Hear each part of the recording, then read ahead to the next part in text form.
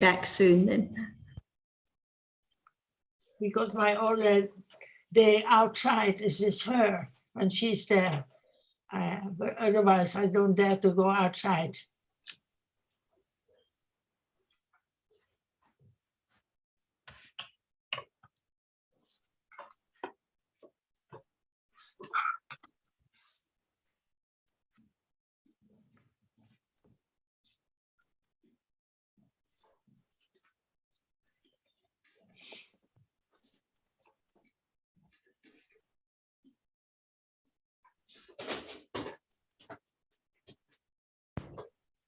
Glad to see you back to Dao.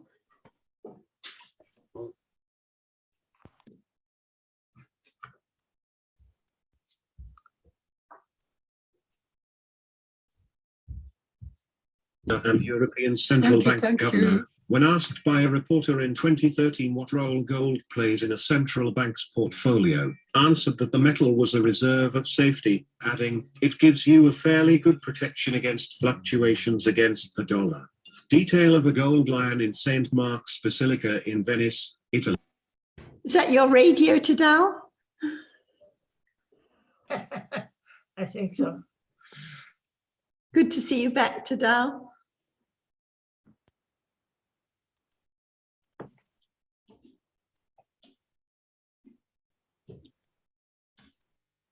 Yeah, thank you.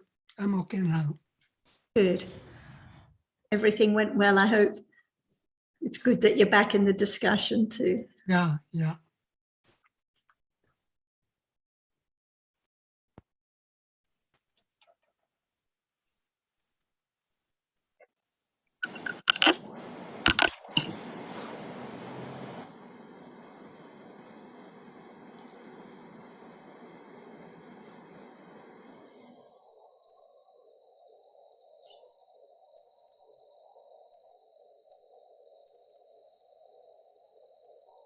Sawadika, everyone. Hello, สวัสดีครับ Sawadee. อาจารย์ สวัสดีครับ สวัสดีครับ Please start.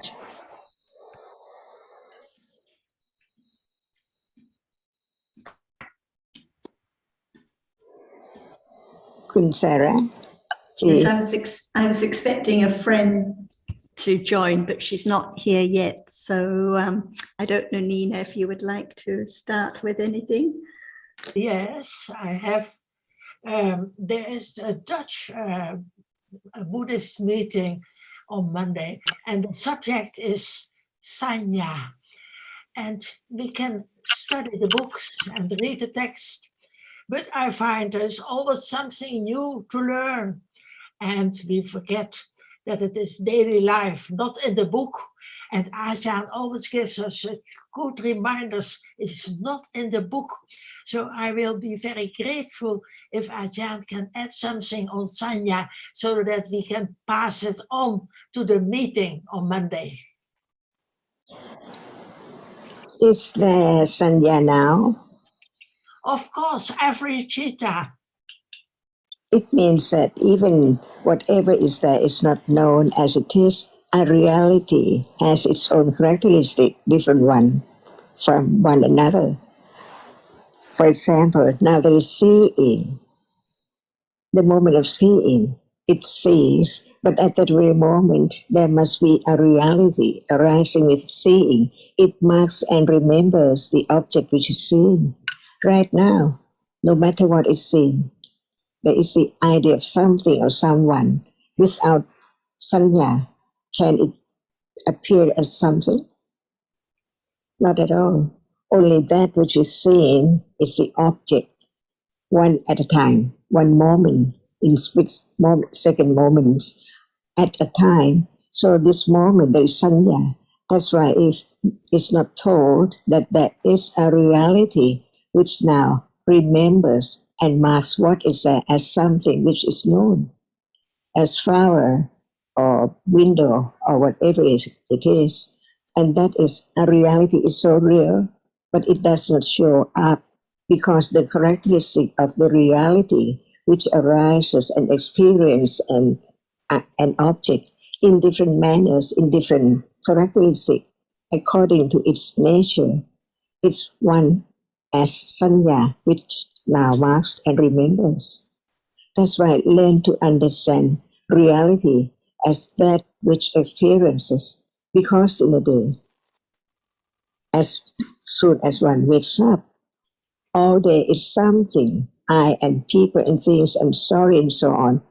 That is moment of experiencing an object from moment to moment, so very rapidly that the arising and falling away does not show up as it is at all, because the rapidity of the succession instantly it appears as something. That's why we begin to understand what is the absolute truth and what is the nimitta, the shape and form conditioned by the succession of the arising and falling away of one characteristic of a reality, and the other one at a time, very, very quickly, like now. So just understand, not just want to know it or want to experience it or want to let go of it, but to understand the truth.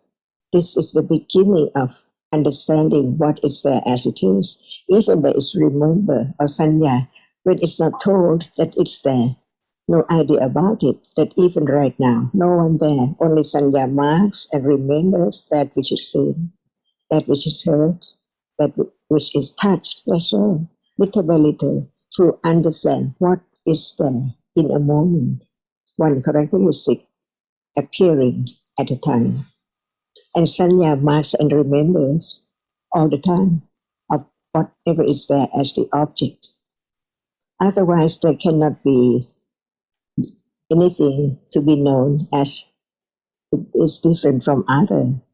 If sanya doesn't marks and remembers, how can it be known as it's not just a moment ago?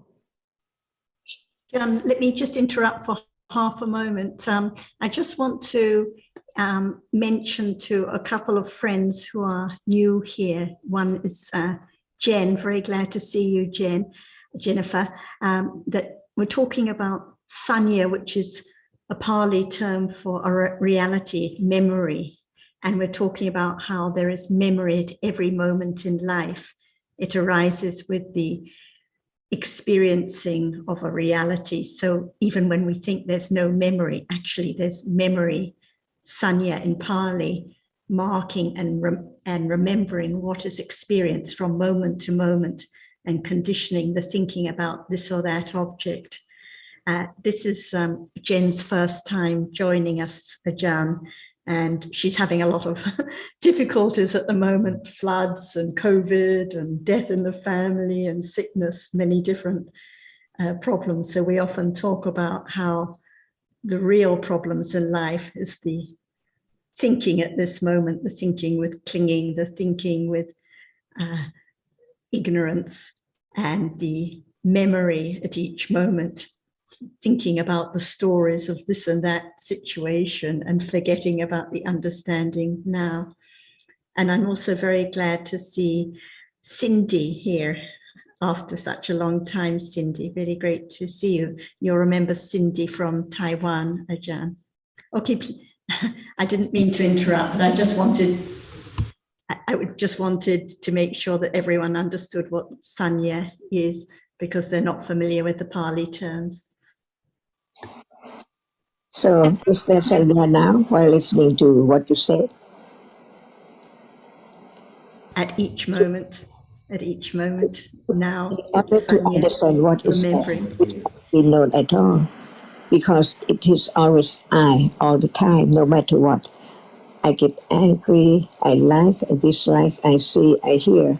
But what are the reality of that as it is? Each one is different. Learning just to understand what is there now and what is there in life and what we take it for permanent thing. Is it really permanent enough to be known as something? Just begin to consider what is the absolute truth of this very moment. Can anyone know by just thinking of this and that as situation, or hearing some different word which hasn't heard before and understand what it means? For example, this moment, see, what about that? We can share and we can consider what is there in one's own accumulation of thinking about this and that as moment. But what is there? A moment. See? What does it mean? It seems like everyone knows about everything, no matter what we're talking about, this moment or previous moment or yesterday. But in truth, what is the absolute truth? In the moment. Is there a moment? So what is a moment? Just to begin to think over what is heard, to understand it, whether it's true or not, that's all. Just to understand what is true in life. Is it the absolute truth? Can it be changed? What is it? What is right and what is wrong? For example, seeing is not hearing, see? Why we talk about this? Because in a day, there must be a moment of seeing, hearing, smelling, tasting, touching, and then thinking of all about that which is experienced from moment to moment as something all the time. But in truth, where is it? Just a moment ago. Is it still there this moment? Impossible. Different moments, different reality, and no understanding of what is there. Just think about the marks, the nimitta, the sign of that which appears as something. But if we think about just one reality at a time, for example, a rose, what is it? It is seen, and what is seen, if it just only that which impinges on the eye badge and is seen, it cannot be a rose because it is a moment of experiencing an object. Is there no sanya now of what is heard? Memory, marking,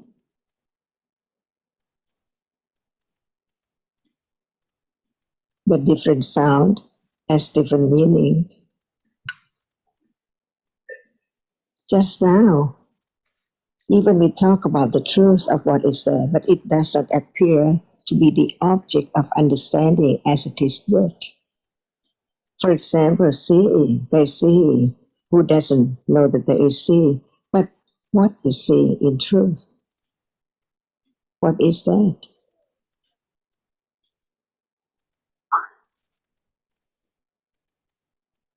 Can it be smell?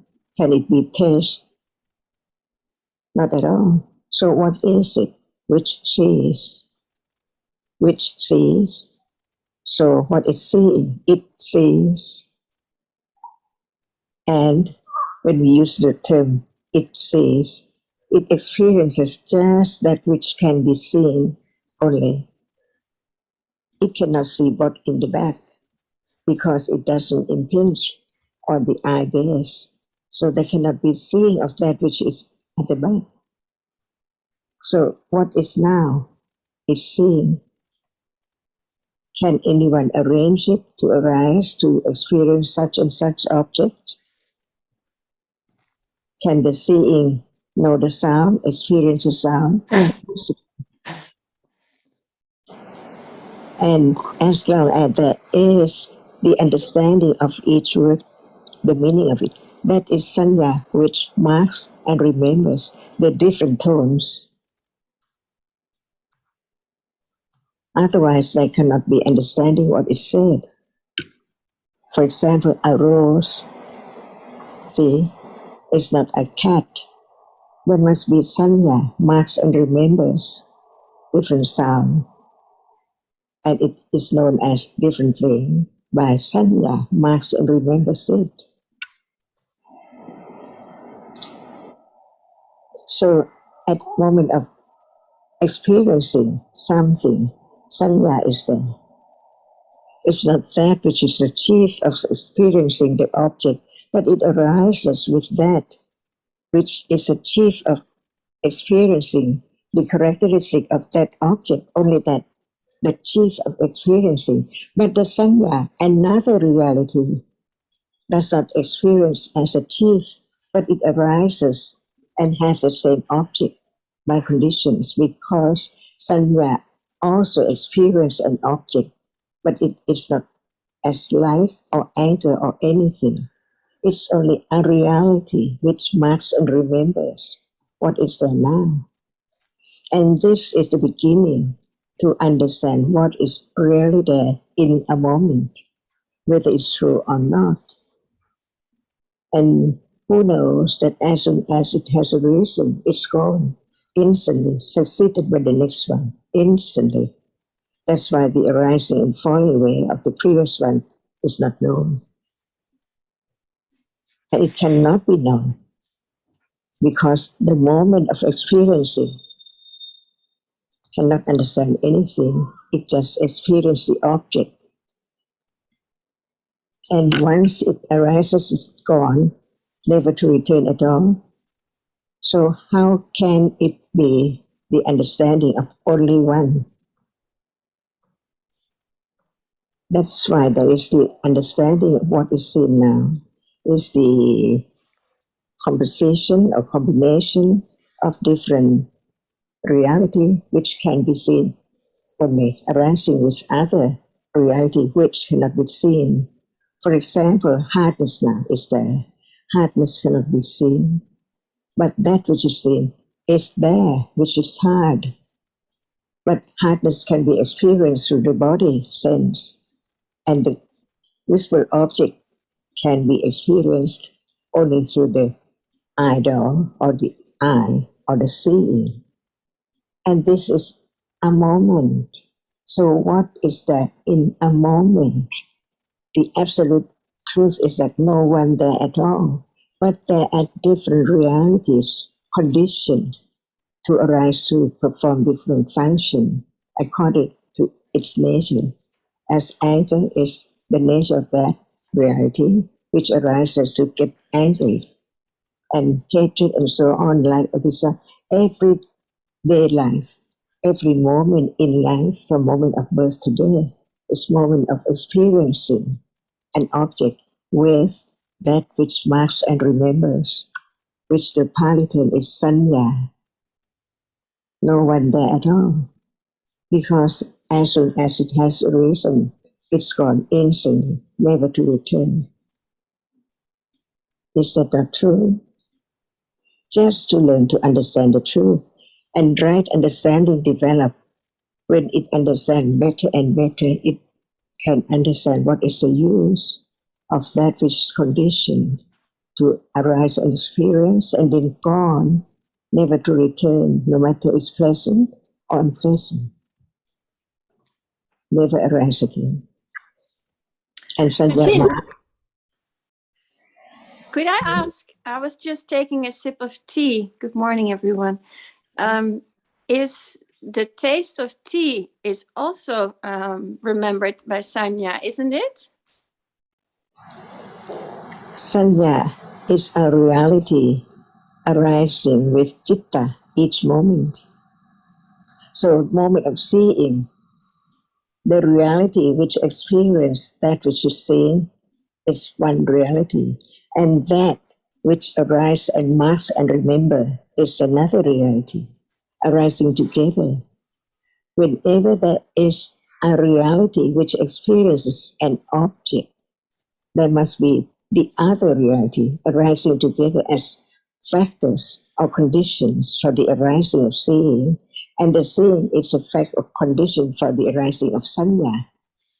They arise together, sahachata. By its nature, it cannot arise alone because each one interact or condition each other, arising together, far away together.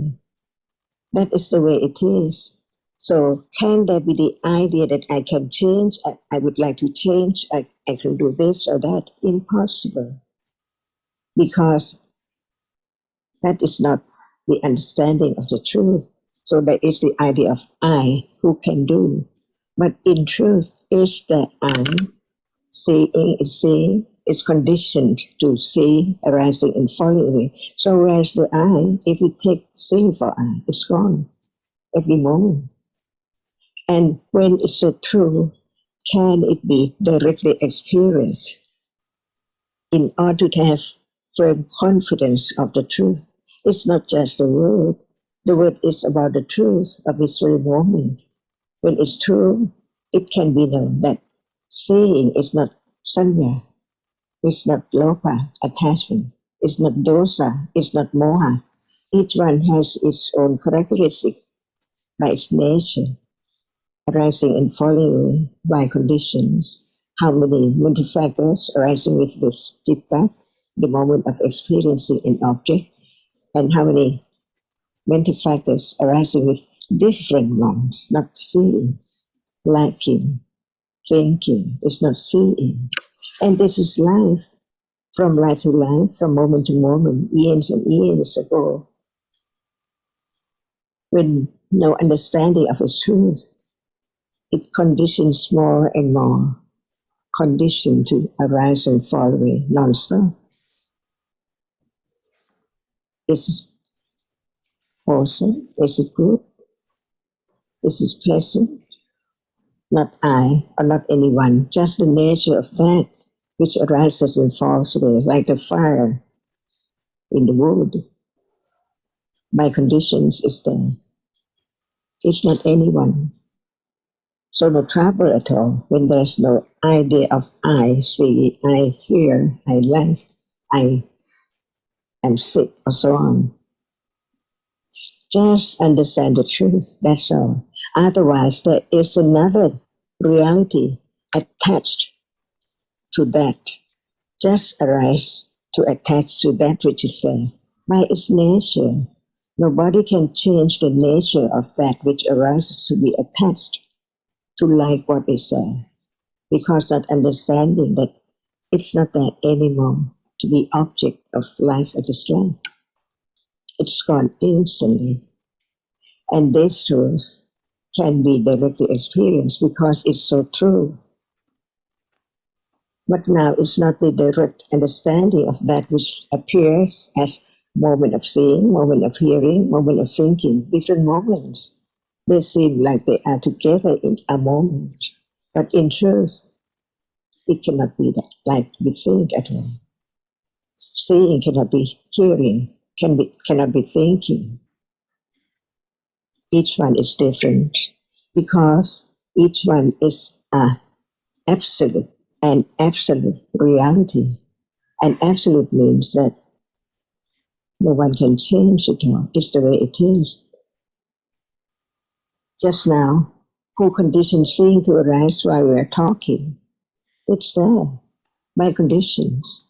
And sometimes sound can be heard while we're talking, not just about what we are talking, but sound somewhere can be heard too.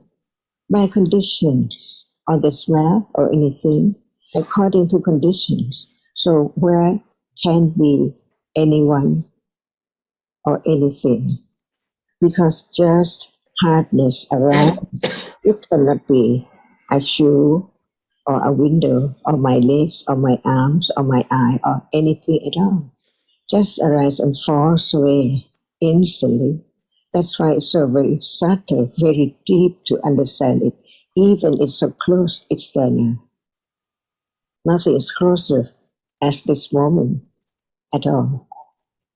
It's there, so close, but so far from understanding the truth. Because no time to think about it if there's no hearing about the truth, about sanya, about seeing, about hearing, about whatever is there in life from moment that one wakes up to the moment when one falls asleep, and from birth to death. Is this not true? No one. So we think that I am drinking a tasty cup of tea, but actually just moments of tasting and just the flavor that is tasted. And because at the moment of tasting, sanya, memory, is there, it remembers what is tasted and it conditions the thinking about the idea of I am tasting a cup of tea, but actually no I that is tasting anything, just a moment of tasting, which falls away, followed by countless moments of thinking about the flavor, the cup, the taste, and so on. Long stories. So usually we live in this world of ideas and stories on account of the memory of what is experienced from moment to moment. And earlier, Jan asked, what is seen now? Because we think what is seen are people and flowers and sunrises and sunsets and so on. But actually, it's just a moment of seeing, which just sees what is visible. And again, because of memory, there's marking the color, the shape, and so on, leading to the thinking about different people. So we live in this world of ideas and stories and fantasies, when actually, in truth, there is just a moment of seeing, just a moment of tasting, just a moment of thinking, one moment of experiencing at a time, gone, never to return. And so when Ajahn mentioned about the problems, we think the problem is I'm sick, or this has happened, or that event has happened. But actually, it's just the thinking at this moment, usually thinking with clinging or thinking with ignorance. Do you have any comments so far, Jen? Because this is all, I know you've studied Buddhism quite a lot, but it's the first time you've joined this discussion.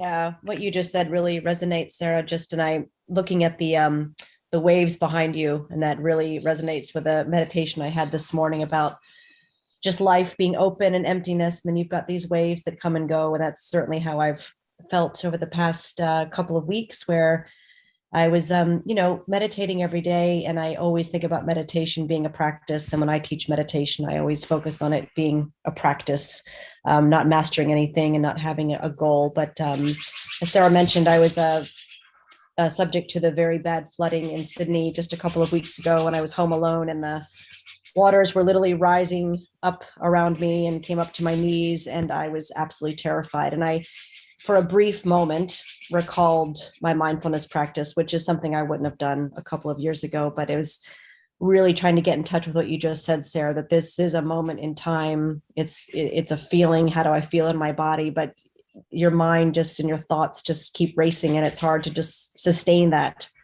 because you go into practical mode and you go into protection mode, and it's just hard to sustain that in that moment in time, is what I experienced. I think the other point that John was stressing is we're so used to thinking that Yes, I can do, I can control, I can make certain ways of thinking happen. But actually, whatever arises in life, like the seeing now, the hearing, the thinking, what is experienced, it's anatta. I'm sure you've heard of anatta. It's not self, it's not I who can do anything, because whatever arises is conditioned, and it's never the way we would like it. Or even if it is the way we'd like it, it falls away immediately. So no one chooses to have these experiences you mentioned, but each moment of seeing, each moment of thinking is conditioned and cannot be any other way at that moment. that's right. And I think the other point, hi Jen, Jonathan here, nice to know you. Yeah. And hello Cindy, nice to see you. I think the other point that Ajahn was making was that when there's an idea of seeing a person or a thing, that is already the work of memory. So it must have been preceded by a moment of just experiencing the visible data, as it were. So when we talk about experiencing the visible object, we don't mean the conventional object of a person or a table or a chair or a monitor. We mean just the visible data, much like through the ear door. As we know, there's the experiencing of can we say, bare sound. What you're hearing now is not someone talking. It is what is being heard is just sound, but with memory, that is interpreted as being the voice of a person speaking, and certain words which have meaning, and also so there's a lot of thinking that follows every moment of experiencing of the bare sensed or object. And it's the same in the eye door also. And so there are different realities. The thinking that knows the shape and form of the what is being experienced through the sense door is different moment from the moment of experiencing through the sense door. And of course, that is a different reality from the sense door object itself. So until we've heard about this, we just wrap it all up in a composite experience without realizing that there are so many different realities occurring one after the other, each of which is not properly understood at the moment. And the Buddha's teaching was about the need for those different realities to be understood for what they are. Otherwise, there is no way of ending the further accumulation of unwholesome mental states and life in samsara. Jonathan, could you, taking the example of the cup of tea, which is not a cup of tea with milk or not a cup of tea with sugar, not coffee, could you say what you're saying now in terms of what is real of the taste of tea, what is the thinking, and what does sanya do? Can I say something, Chanti? I mean, I had in mind to say something to that about that. When there is thinking, drinking tea, and thinking that you're drinking tea, that's because there has been a particular experience in the past of a similar sort that has marked the objects, has marked the taste, has been marked the concept associated with the taste, with the what's seen has been marked and called it tea. And that's why there's thinking about the tea now, and the sense of recalling the past taste and recognizing that this is the tea. And recognizing this is tea also points out that there is marking now to be able to do that recognition too. So sanya is arising with all chitas, and sometimes it's marking what the object is now, and sometimes there's a thought that I have done this in the past. I've tasted this tea in the past. It's the same tea. So we can see the role of sanya there.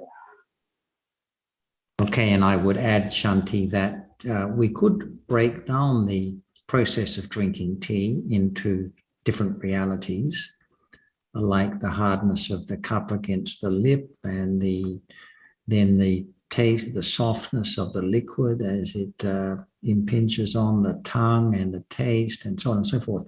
But actually, that's not the Buddha's teaching as such. His teaching is more about understanding a reality that appears now as it is. It's a little bit of a trap to think in terms of breaking down a conventional situation into component conditioned realities, dhammas. So that's just a mental exercise that can be done, but we learn about different realities, both those that experience something and both those that can only be the object of experience, so that if and when they appear, they can be known as they are, but not so that we can reinterpret the present moment by way of just conditioned realities. So whether the situation is drinking tea or talking or catching the bus or whatever, the same realities are arising and falling away and sometimes appearing. And even the fear, the extreme fear that Jen mentioned, when in the floods, when one's overwhelmed with fear, but even the fear is a reality. It's very real at that time and can be known. We think it's my fear, my great fear, but it's a Dhamma, a reality at that moment. It can't be any other way. No one chooses to have fear, but when there are conditions, there is fear, but it falls away too. Whatever arises falls away instantly. And there is thinking and more fear and thinking and more fear, but nothing lasts at all. And it's the memory that conditions that thinking about it again and again. But then again, Jonathan, what do you mean by considering? Because I understand I shouldn't be analyzing the moment, but now I'm confused what considering is. Well, considering is a general term. It's not a special Dhamma term, but the nearest thing that I can refer to is reflecting on what has been heard in terms of the Dhamma. That is one of the four factors that we sometimes talk about, as mentioned by the Buddha, the four factors that are necessary. That is, firstly, association with the right person. That's someone who has a good understanding of his teaching. And secondly, hearing a correct description of the way things are, as explained in a way that we can comprehend, and then reflecting on what has been heard. And finally, the recognition of that as it applies, as it relates to the present moment. So considering is essentially reflecting on the description of the way things are that has been given by the Buddha.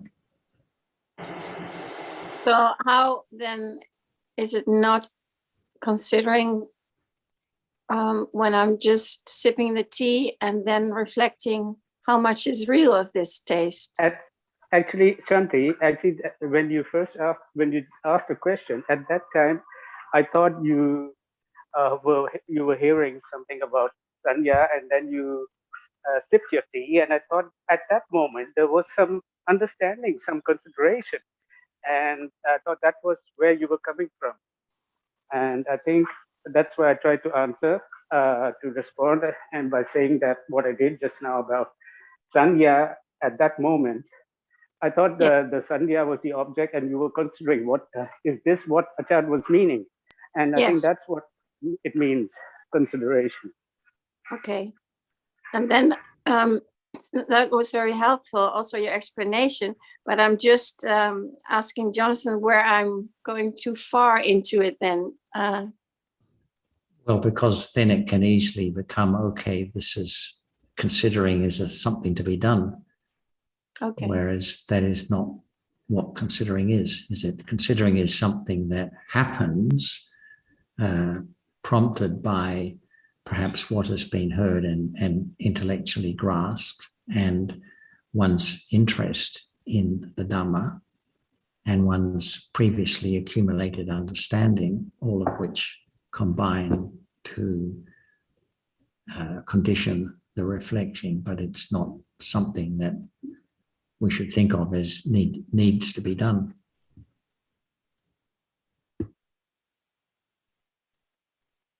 I'd like to ask Cindy. Oh, sorry. I was just going to ask Cindy if you have any comments so far, Cindy, and what has encouraged you to join us today?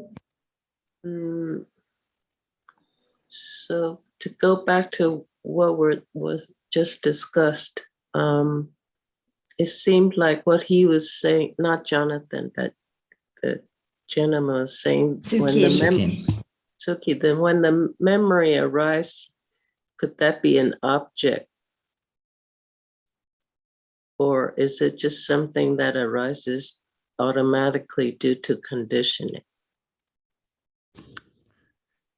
Well, that's an interesting question, and it was on my mind to mention following the discussion on memory, that some of the realities that we talk about appear and can be directly known.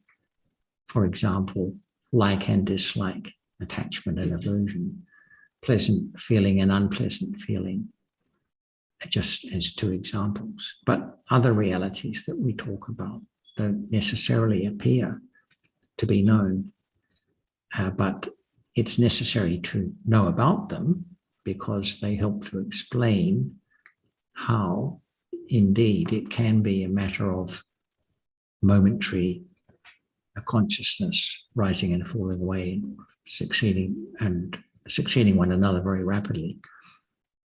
And sanya, or memory, is one of those, the mental factors that can't be known in daily life. So we don't need to start looking for it. Okay. Thank you. I was just going to say before, I think the point that Jonathan made, Shanti, is a very important one. We often sometimes can't help but trying to find a method. It's like Dhamma is not painting by numbers. It's very sophisticated in this respect. It's that it's beginning to learn that those four factors that Jonathan mentioned are the important ones if we're looking for anything really to go by as a guideline. And to think that there is a method or is some sort of system that will make it easier, that can be a bit of a trap. It's understandable that we want to try and find like some methodology, and there is methodology in a way, but it's often not the methodology that we're concocting or making up. If there's any methodology, it's the hearing of the Dhamma, as Jonathan mentioned, and those other factors, with explained correctly by the wise teacher. So other than that, and a lot of patience is required to gradually learn that it's, and I think you've alluded to this yourself before, it's a lot more passive than active. They may be helpful clues. Okay.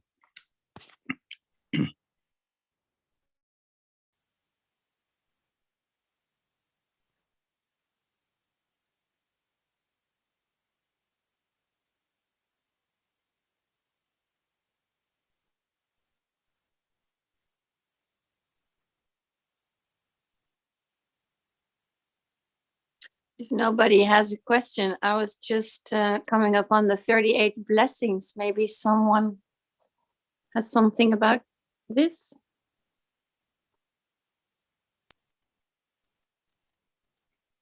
I think Tanajan is very good with that. Probably starting with the first one would be a really good place. Tanajan Cup, when we consider the Mangala Sutta, how best to apply that, or how best to understand it in view of the development of Panya. Is it difficult to think about whether understanding or ignorance is better? What is better? Understanding, Cup. Understanding. So I think that each word should be considered to understand the truth, which is very subtle and very deep. So now, shall we talk a little more about emptiness? I heard this word. We can talk about that. But Chanti was asking about how best to understand the Mangala, those 38 Mangala that are mentioned in the Mangala Sutta, how best to understand those in relationship to the development of understanding. Okay. Is there now a moment? Certainly. So it be known as it is, that it's not there anymore. What is true? thinking that it's there all the time and just talk about a moment. But to understand a moment is that it is not more than just a moment. And what is there in a moment? It's there, something shouldn't be known or shouldn't no understanding, no interest of what is there at all. Just live or understand each moment of what we say, living, birth and death, life, what is it? What is the truth, the absolute truth of one reality at a time? Because it is really there when it's conditioned to arise. No one can change, for example, seeing right now. It's there by conditions and it's life. There must be seeing, hearing, smelling, tasting, touching and thinking. It's there more than that. 6 doorways. No understanding of what is there at all, or begin to understand what life really is. So what is meant by what you said as no more or not there? Emptiness. What is that? Before hearing the teachings about the truth, one just speaks about that one. It's not understand at all. What is it? I see, I think, I like. What are there? No understanding, just live with all these realities arising and falling away, sometimes pleasant and sometimes unpleasant. What is that? Just live and talk about all this. But what about the absolute truth underlying this moment that can be realized, that can be known as it is? So no matter what word is heard, shouldn't there be more understanding, a little more about it? For example, emptiness. Is this in the Buddha's teaching? And what does it mean? Thinking by oneself or understand the words from the enlightened one to understand what is there and what is it and what is the meaning of emptiness.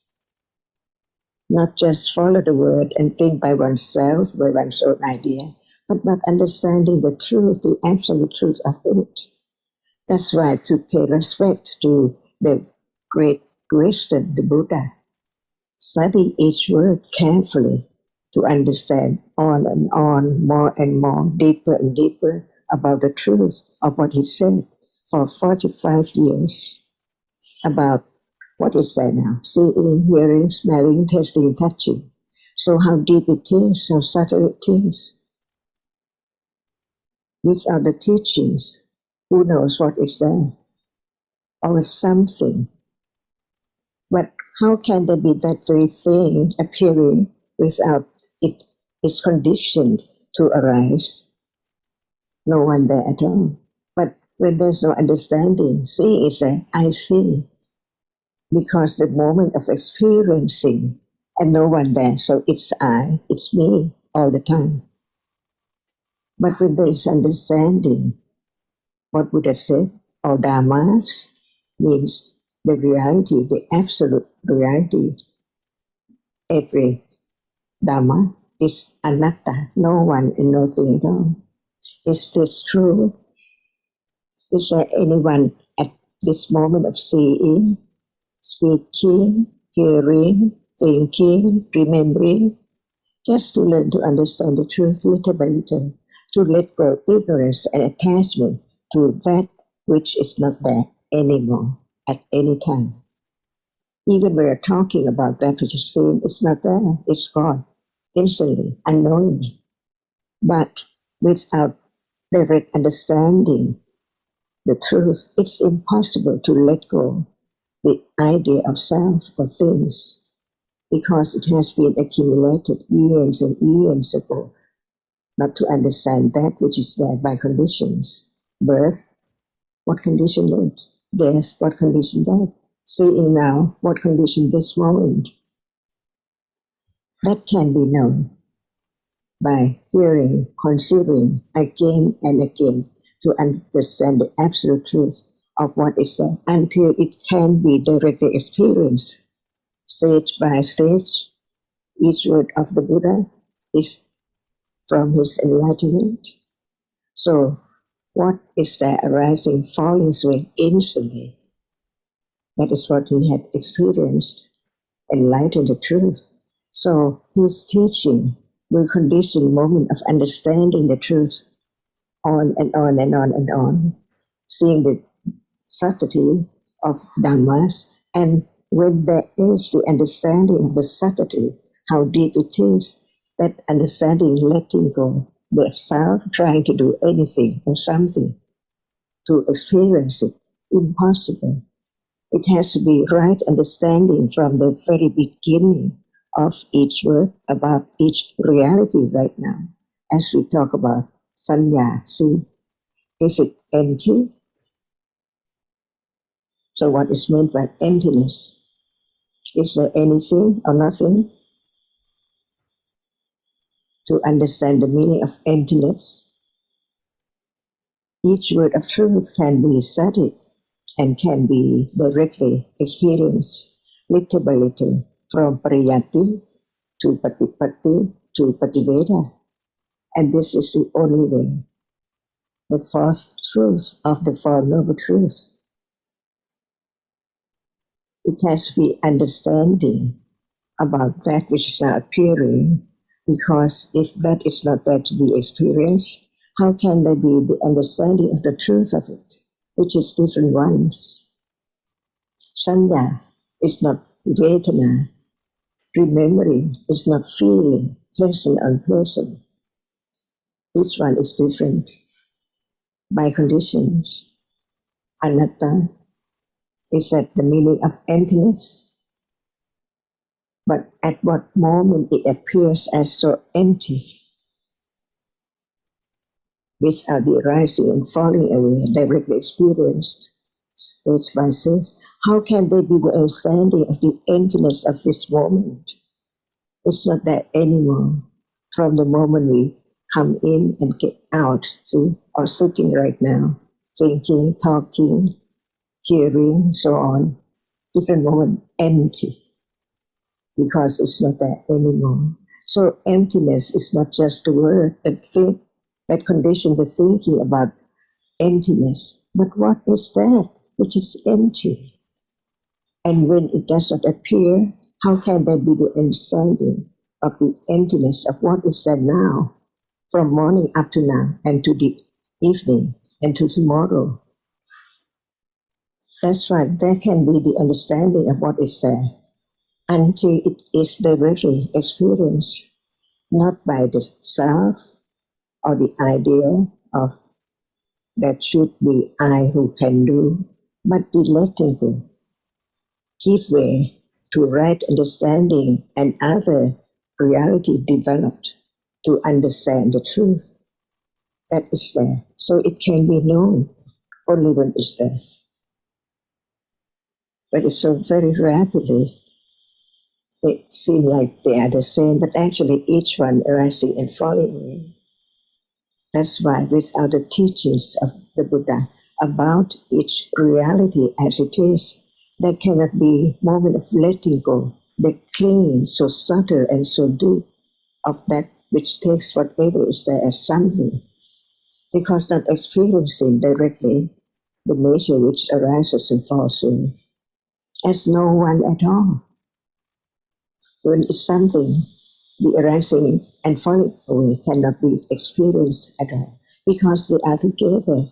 So how can there be the understanding of different one to understand moment when it's there, just one at a time, stage by stage? It takes eons and eons, because ignorance is there, eons and eons, so long. So how can ignorance be eradicated instantly and very soon? Impossible.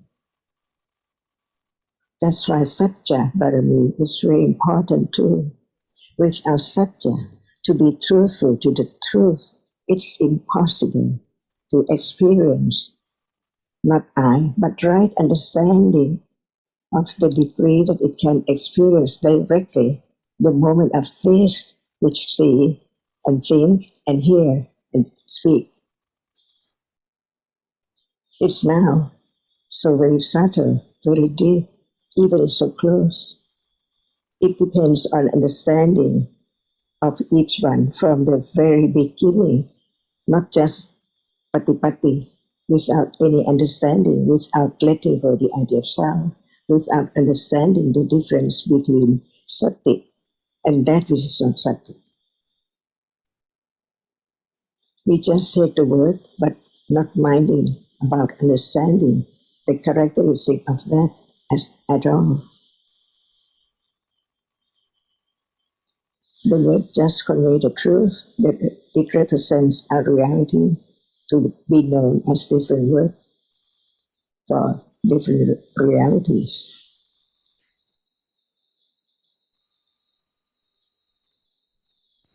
And it may seem that this is not answering the question about the blessings, like the first one, associating with the wise or avoiding the foolish, but without understanding about the reality now as not a thing, not someone, not I that is experiencing.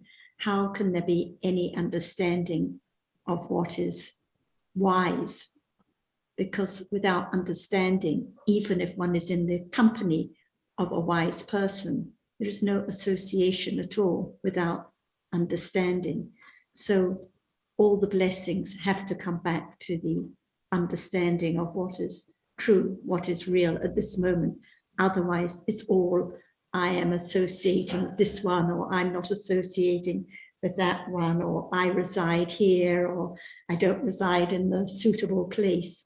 It's all the story about I, if there's no understanding of Dhamma now.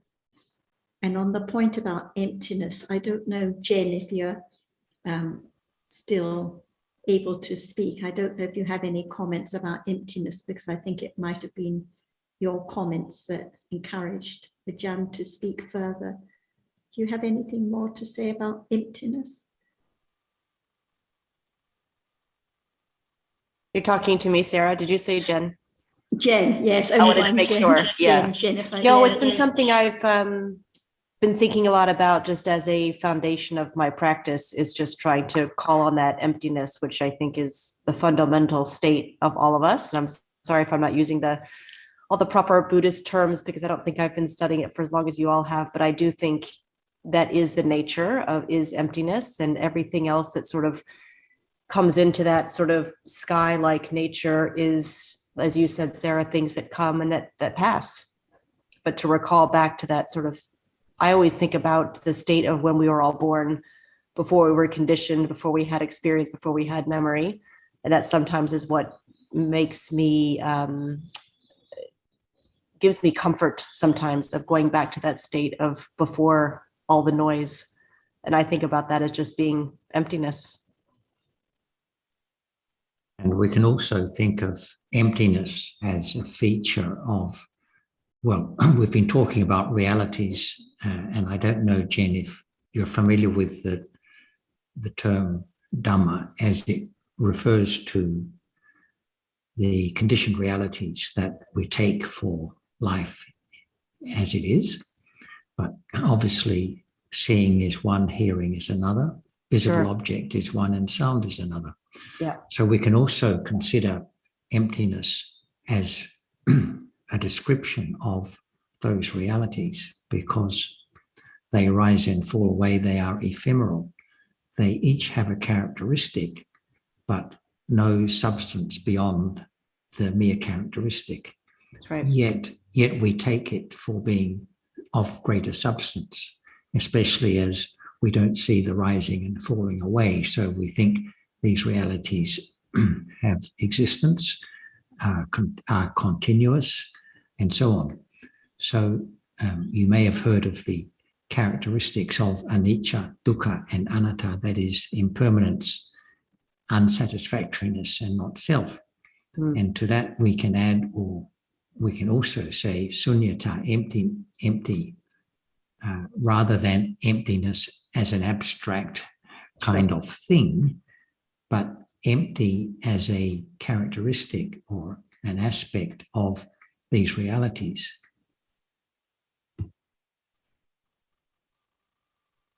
Each of which is, according to the Buddha, has to be seen as it truly is. So the Buddha became, his enlightenment was enlightenment as to the true nature of what is real at the present moment. Mm-hmm. And the feature of emptiness of these realities is one of those aspects to which he became enlightened. Seeing now is empty because there is no self there, no core there. It's just a reality that arises by conditions and falls away, never to return again. The thinking or the fear, no self in it, no one who is afraid, no one who thinks, just a reality which experiences its object and falls away immediately. So it's empty of substance, empty of self. And I think Ajahn was asking one or two questions. Was there anything else you wish to ask, Jen or Jan? I was just thinking what Jonathan said earlier about, I think you said the bass sound, or I think about it as the raw noise that comes into Yes. my ears when I'm meditating. And I find that to be really helpful to drop the labels and try not to name anything that comes into my consciousness. And I find that to be a really helpful way to practice, because when you drop the labels and the concepts, the thinking doesn't just sort of take off, and you can really just go back to that state of being in the moment. I find that very helpful. Well, I think that's a kind of practice that I've heard talk of, but also from the Buddhist point of view, the aim is to understand whatever appears at the present moment. Yeah. So obviously labeling is something that is happening all the time. Correct. It happens instantaneously. Exactly. In fact, it's like saying, can we stop thinking? The answer is no, because thinking is the natural state of the consciousness. Right. And similarly with labeling, actually, it cannot be stopped. And what is the point is not to label things, but to see things as they truly are. So it doesn't matter that there is labeling. And I'd just like to mention one more thing also, that the tendencies that we all have, and we're all different in terms of our likes and dislikes and interests and pet hates and so forth, have been accumulated in the past. So even as a newborn in this life, it's not as though it's a blank canvas. The tendencies accumulated in the past have carried forward from moment to moment, life to life. And so there's no such thing really as the pure state of emptiness, even at the moment of birth, which would have to be the moment of conception rather than birth from the womb of the mother. So I think it helps to acknowledge that all these tendencies have been inherited and will continue to increase or to be built upon. And likewise, they are to be known if they appear, but we don't need to go looking for them.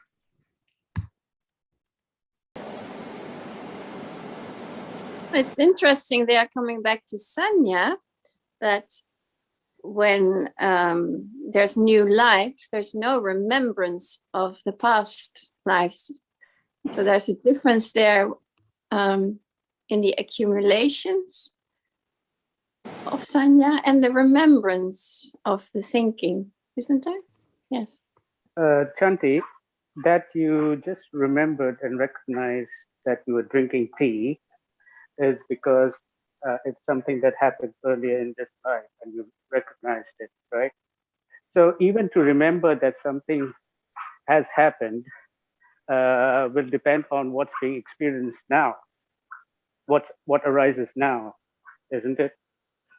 So and nothing of the past life, there's nothing to condition remembrance of events in the past life. We don't know where we were, what we were. So it's understandable, I think, that there wouldn't be remembrance of past life.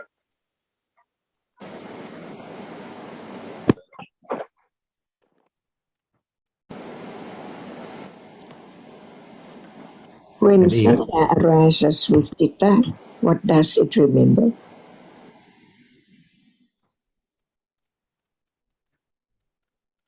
It remembers, it marks the object, whatever the object is at that time.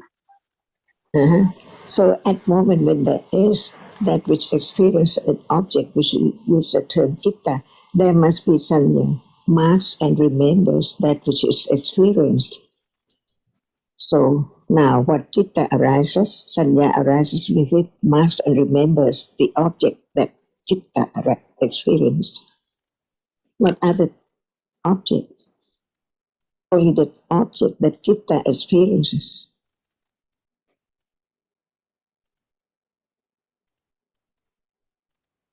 Is that right? Just consider to understand what Sanya is. It arises with each Chitta. So Sanya marks and remember the object which Chitta experienced. I mean, it can only do one thing at a time. So either it marks this object or something else. So since there's only one object at one time, it has to, that's all it does, marks that object.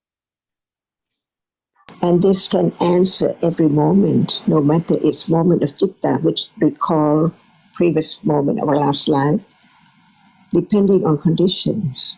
It arises with Chitta, but it performs different function because it is different from Chitta, different nature, different reality. So Sanya just mark what is experienced by Chitta. So it marks only that object which Chitta experiences in the same moment, arising together, experience the same object but by different function, different characteristic. And its meditation or practice is the first blessing. 38 blessings. So its practicing or meditation is the first blessing. No, it's the opposite. And the first one will lead to the last one, enlighten the truth. Is that not great blessing? No understanding of what is there from eons and eons ago. And then there can be moment of hearing, considering, developing all the other blessings until it conditions moment of enlightenment, great blessings. So it's not just what does it mean, what is it translated, but the truth is that what is the blessing in life? To understand the truth, not have wrong understanding and ignorance of that which appears at moment of death to death at all.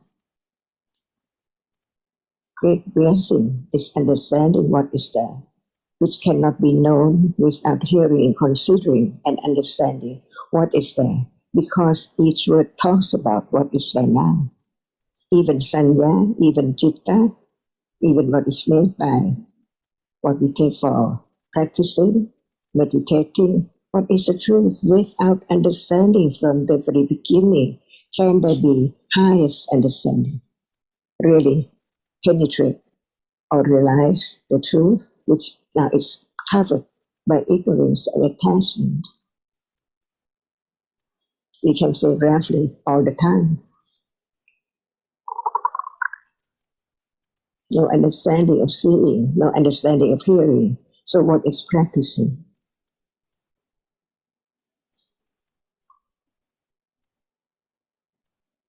What's the first blessing and what is the last one?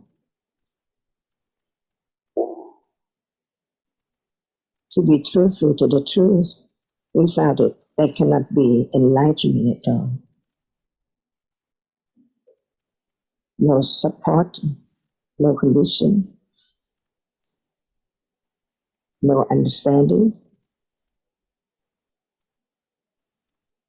just following the word without understanding the characteristic of the truth of this rare moment, or in a moment, from moment to moment. In order to eradicate the wrong understanding and ignorance of that which is taken for sound, it has to be understanding of what is there now, on and on, until no doubt about the characteristic of that which experiences as no one and no thing, and that which cannot experience, but is the object of attachment because of no understanding of no one there.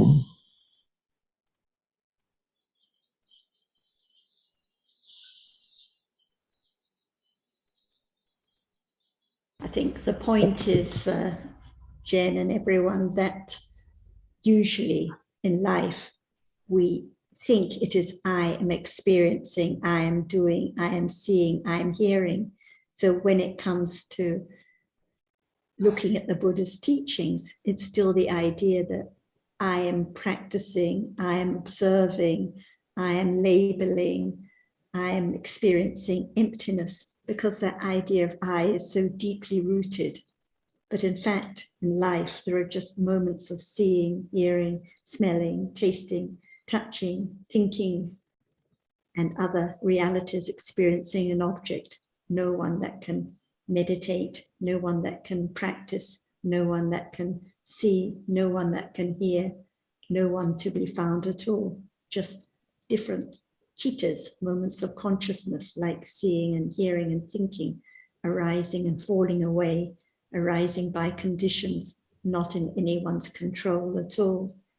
So when there's an idea of trying to observe or trying to practice or trying to do anything, it is that deep-rooted idea of self that can do something again, not the letting go, the understanding of just what appears by conditions. And Sarah, I was thinking a few days ago about how for 20 years, since I've been listening to Achan, 21 years, that much of the time it's hearing and considering. Even when I'm considering, it's with the idea of self. And today we were talking about the blessings.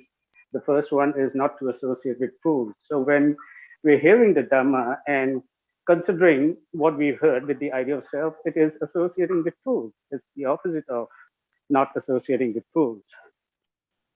That's the point. That's why it's not just understanding the meaning of the words or saying, I'll come to the Dharma discussion or I'll listen to a jam. But what about the understanding at this very moment? Is it taking it for, I am listening, I am considering even now? Because as you say, at those moments of I am listening, I am practicing, I am considering, it's not the association with the wise, it's not the association with the Buddha's teachings, because it's the association with the idea of self. It's the idea of the fools, and we're all fools without understanding. Always, whatever we read, whatever we hear about, even the blessings, comes back to this moment.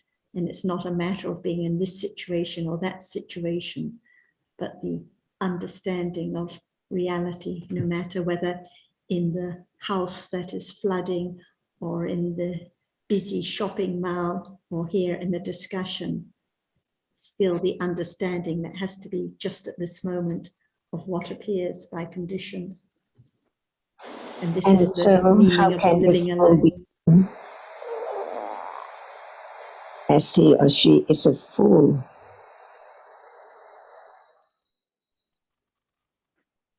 Anyone, not particular one.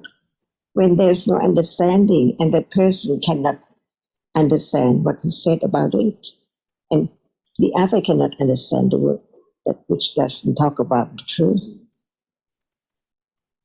So to know who's a fool or not from his words, whether he can talk about the truth and can lead to more understanding of the truth, that's why it has to be one's own considering, wise considering what is the wise and who is the fool.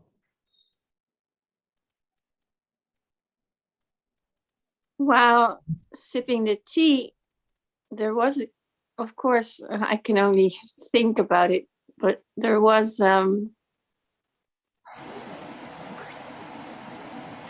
instant, or I don't know, after which I was thinking, I am a fool. I don't know what taste is. Or, of course, there's also I, but this makes, there was, I don't know how to put words to it, but maybe it helps the sutta of the hair that was split into 7, and that it was harder to understand the Dhamma than to shoot an arrow at a hair split into 7 and then split that hair. I think it's that, yeah. So the moments that we can realize that we are the fools,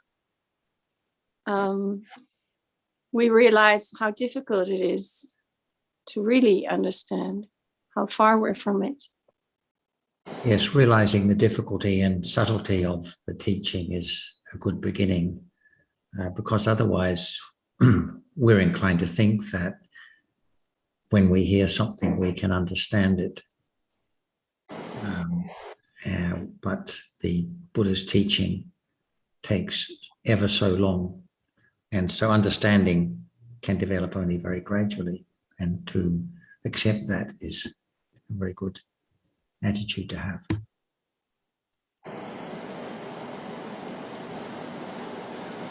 In the absolute truth, ignorance is the fool, right? It cannot understand what is there at all. So the wise is the one who has developed the understanding to be able to understand the truth. And Buddha is the great one from his great accumulation, parami, to understand the truth of what is there. So with his compassion for those who cannot understand the truth by themselves at all, he taught about what is there to be known, to be studied, to have more confidence whether the truth is as he taught or not. For example, right now, seeing is there by conditions. No one is there at all, but they're seeing, and then seeing gone at moment of hearing. They cannot be seeing and hearing together. Is that fool or wise? To understand that the truth is that no one at all, only different realities. And for what he said must be so true, like the blessings, first one to the last one. The great blessing is understanding what is what from the first to the last, enlighten the truth. So without understanding of what is there now, can there be more understanding of the truth? Of no matter what, after this moment, no understanding of the reality which arises to experience. Otherwise, there's no life, no thought, no life and dislike at all. Those are realities conditioned to be very subtle or very strong by conditions. No one can make it arise at will at all because it's already arisen, so it appears to be known. But when there's no understanding, is that the fool? But the wise one begin to understand where is the truth and what is the truth. It is only this moment, and it's gone empty from things and people or whatever, because it's gone absolutely, never to arise again in samsara. Only once in samsara. So what is there to be object of clinging when it's not there anymore? Wise or fool? And that can be direct experience when there is more letting go, wrong understanding and ignorance. No matter in what situation, it's there by conditions. Without condition, that reality, that moment cannot arise at all. Is that true or not? wise or fool to understand the truth. No one. So it's wrong to take meditation or practice to be the first blessing.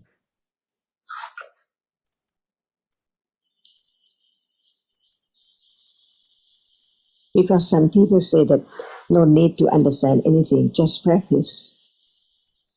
But without understanding what practices, no understanding. So what is it? Fool or wise, ignorance or understanding.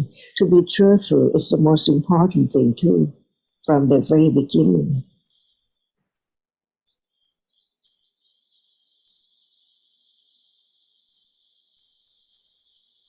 Not truthful to the truth, so the truth cannot appear to the person through such wrong understanding. Not understand that the absolute truth is the reality which is there now, empty, gone, anatta. No one can change or make it right or make it different.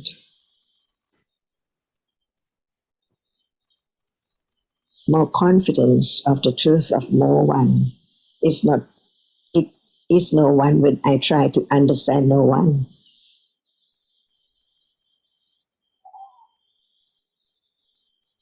And Achan, the danger of associating with the fool is that it accumulates more and more and makes it harder and harder to associate with the wise. And don't understand the depth of the reality. For example, blessing. See, we look for other blessing. But what about the first one, which relate to the highest one, the last one, the enlightenment of the truth? And that cannot be just to the first and the last. But what about in between, the blessings in between, to develop, to let go, the idea of self and wrong understanding and unwholesomeness? Can wholesomeness understand the truth? Impossible.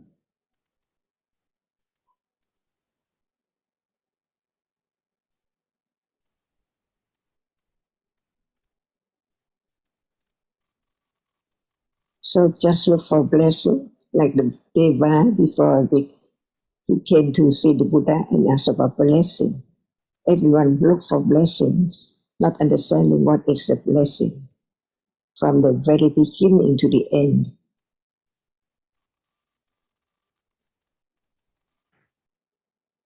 And many people can recite without understanding at all. Is that blessing?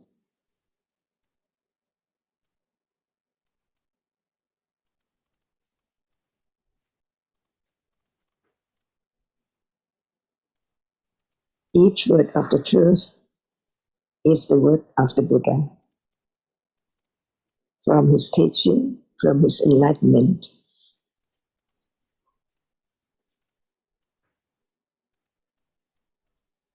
That's why you are a blessing, Sujin. Thank you. I appreciate everyone's understanding of the truth. To understand oneself, which one takes it from me, but there are different realities accumulated. Ignorance, attachment, wrong understanding, and so on. So very certain. If there's no understanding of the cause of the first Ariya Satya, it's impossible to let go all the unwholesomeness.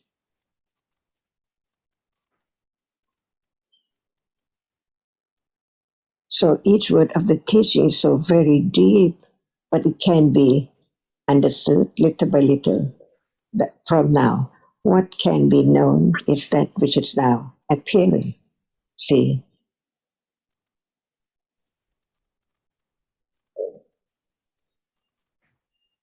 So in truth, no Suchin, no Buddha, but when there is the association of understanding because of understanding, that is the blessing. Like someone may meet the Buddha and listen to his discourse, but no association with the wise at all. So in the end, it has to come back to the understanding at this very moment. And even when we talk about those 4 conditions, meeting the wise person, hearing the Dhamma, and so on, again, if it's just meeting but without any understanding of the truth, then it's not the associating with the wise or the understanding of what it means to meet the wise person. So it has to come back to the understanding right now. And even like when we listen to Ajahn for a few moments, different moments, moments of understanding, moments of ignorance, moments of boredom, moments of distraction, kusala and akusala moments. So the association is just at the moments of understanding. And on the point about, it's not just, if one just recites something without any understanding, it's not a blessing at all. There was some discussion about people reciting some words and phrases, for example, before sleeping or at the end of life. But if there is hoping or wishing for a good result, and there's not the real understanding of the meaning, then it's not a blessing at all at those times. When there's lobha, no blessing.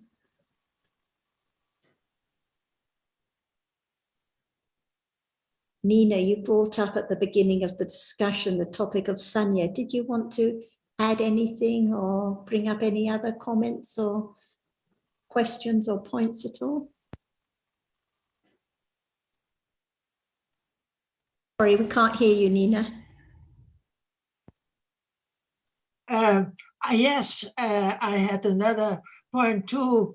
I meant to ask about the first vipassana jnana, the first stage of vipassana, which was mentioned by Ajahn last time, then knowing the difference between sense door and mind door. And we can hear this, and it seems rather abstract, but how to really understand this, it's quite another thing. So I think it's helpful if Ajahn can elaborate a little on this.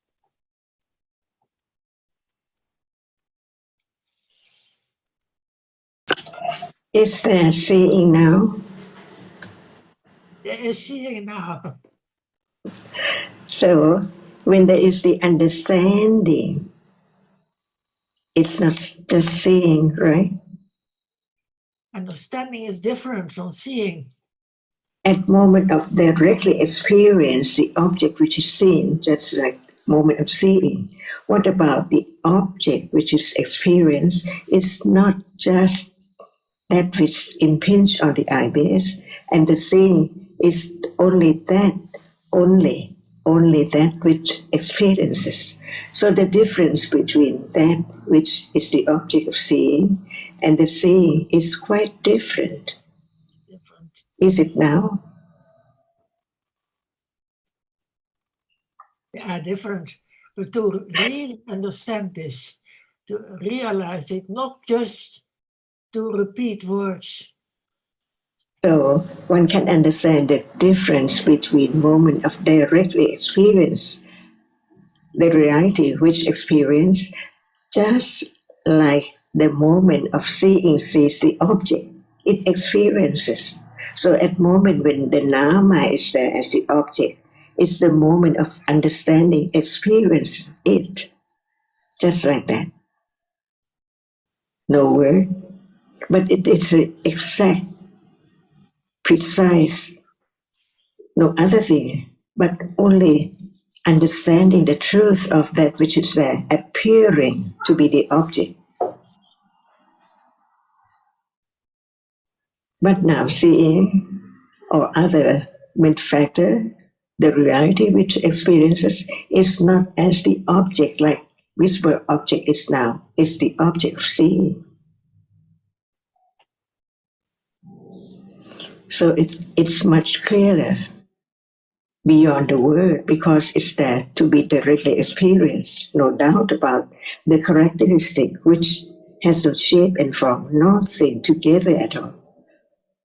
No world, no thing, because when there is world, it's not the reality which experiences is the object of understanding, as visible object is the object of seeing right now.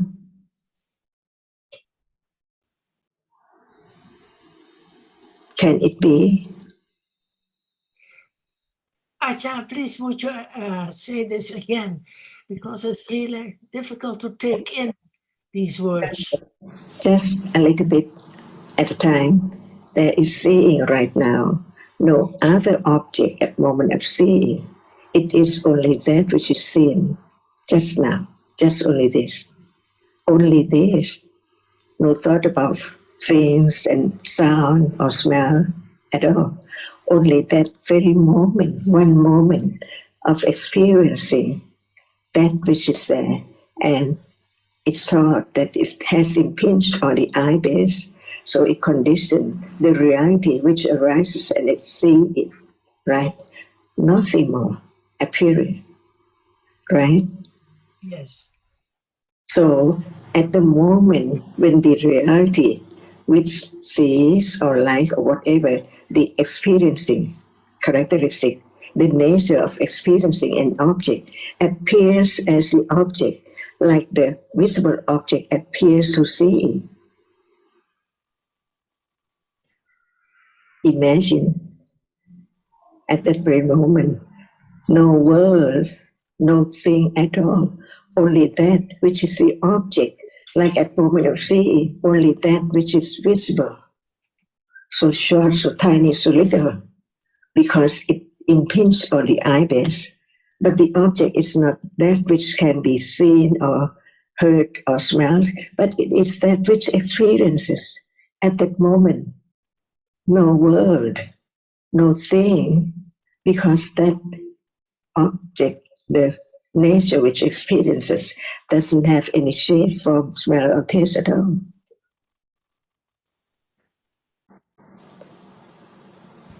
Let me add a couple of words, Nina. So now it's obvious that at the moment of seeing, the object is experienced, the visible object is experienced, or now at the moment of hearing, it is sound that is heard, even if there's no understanding. But we know, at least in theory, it's just sound that is heard at this moment. But the hearing of that sound or the seeing of that sound is still the idea of I hear or I see. But when it is the direct and clear understanding, the understanding of seeing or the understanding of hearing is so clear and so obvious that it is just the seeing which sees, just the hearing which hears, not by thinking, but by directly knowing the reality. Just like now, it is obvious that it is sound that is heard. Sound is the object of hearing. So when there is understanding, the hearing is understood, the seeing, any different nama.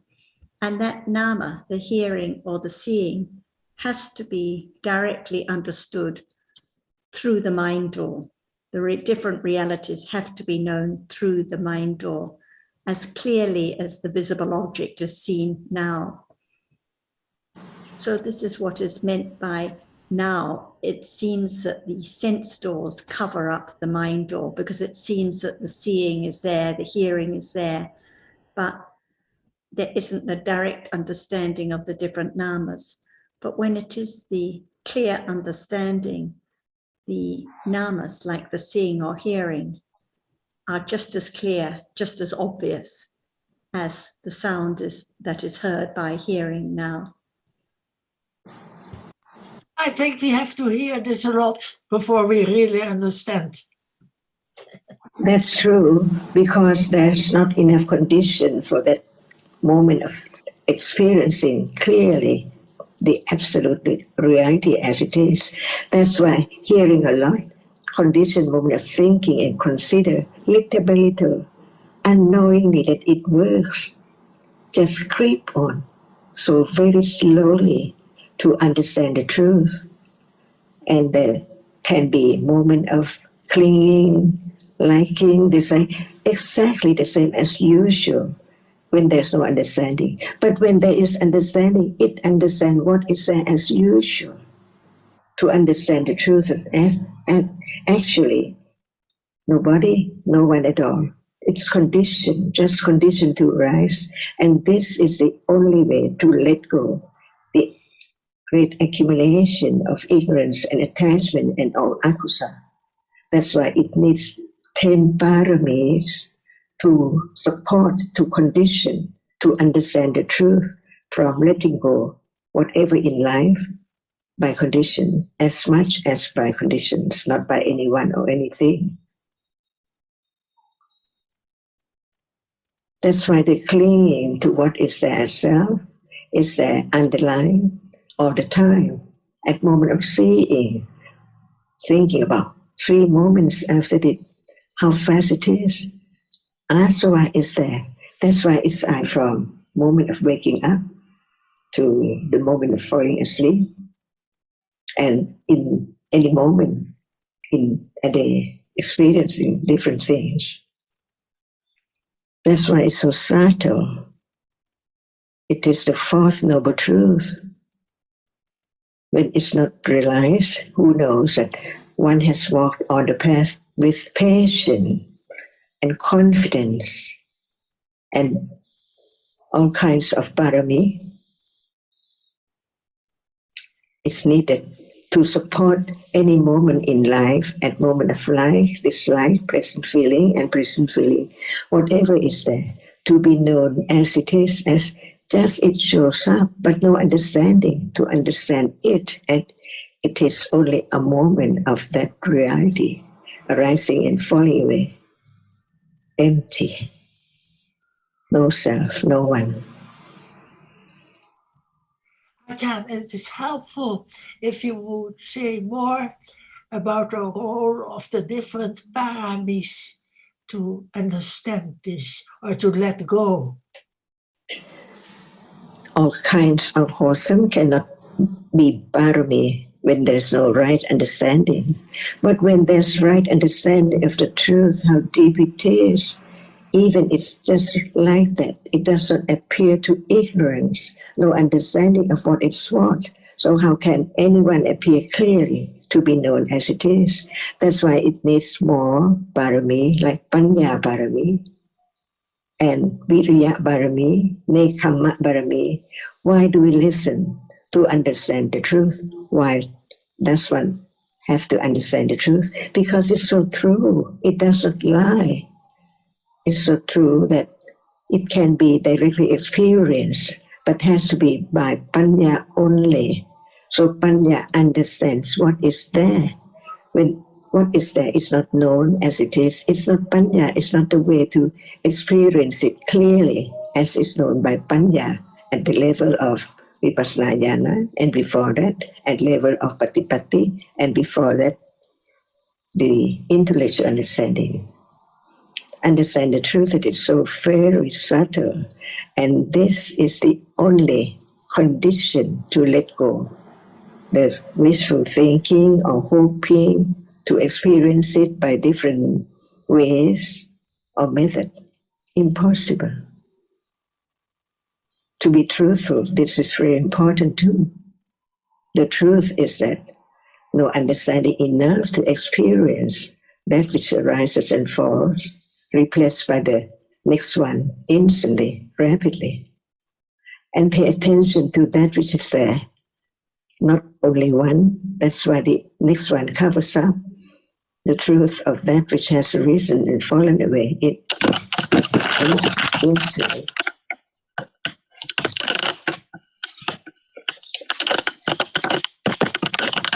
Sorry.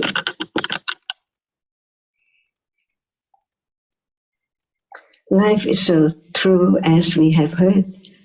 It depends on understanding. And understanding depends on other conditions too. Interest, chanda, to see the value of the understanding. What about just live from life to life, long or short, and then no more to be this person or this being, changing from moment to moment, and use the word to represent what is there in life as this person or that person. That's all. In truth, there are only different absolute realities. When it's true, Panya knows that it can be developed, that it can be directly experienced. Otherwise, what is the use of listening to the truth if it cannot be directly experienced?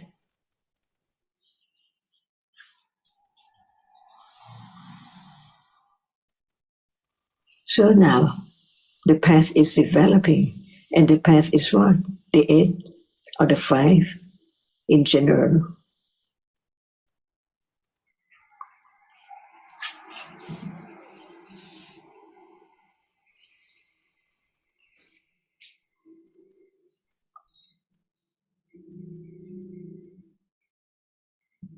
And it can condition more considering, because hearing more, thinking more, consider more, the truth is more developed to be the understanding of the truth as it is.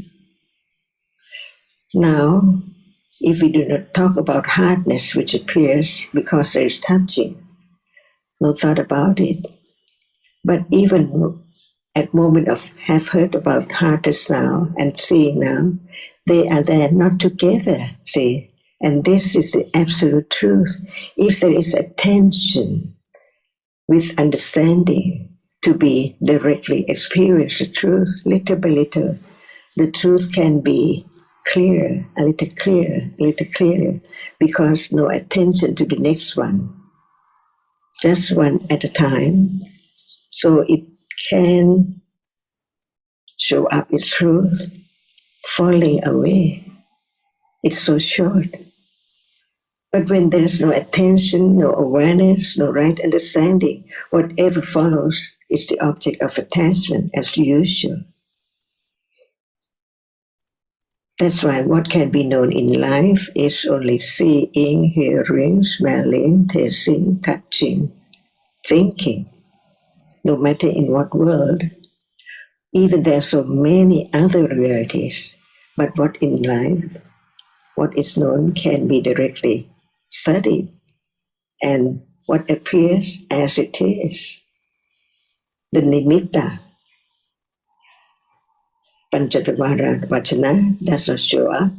Sampatichana Santirana Bhuttapana does not show up. So what is there are only nimitta of the reality which experience from birth to death. It's taken for I when there's no understanding. So it's the life of ignorance from life to life.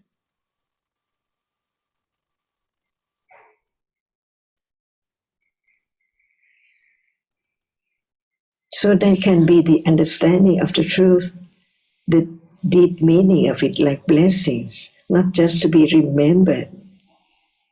And what is the fool, who's the fool, and who's the wise? What make it like that? Ignorance and understanding and wholesomeness. It does mean that only understanding is enough. What about the other unwholesomeness accumulated years and years ago?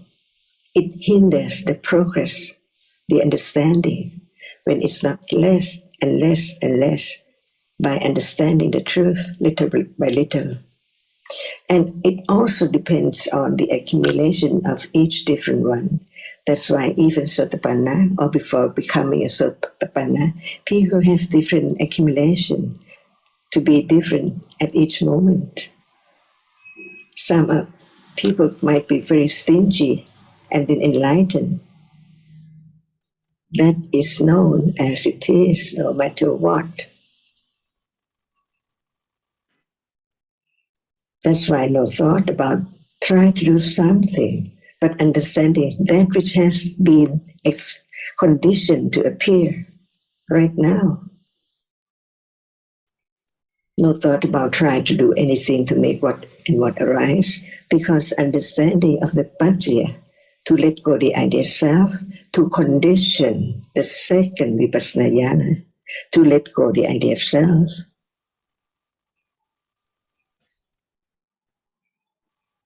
How much clinging in life from life to life.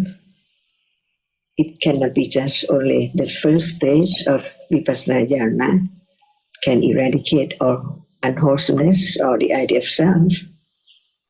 Not enough yet.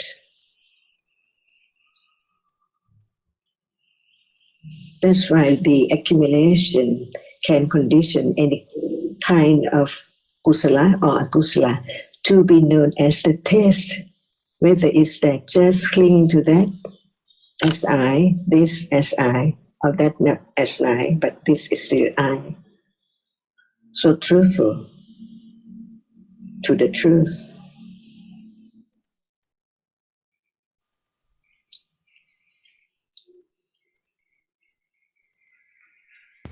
Jyotika, I'm just wondering if you have any comments because you've been listening patiently all this time.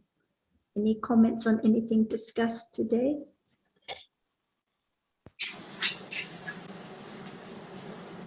Sorry, we can't hear you, Jyotika.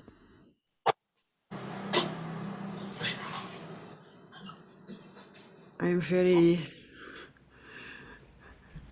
thankful to be here.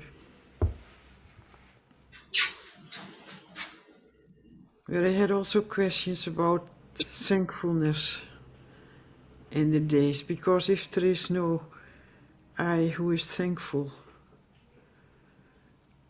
and I have a question: who is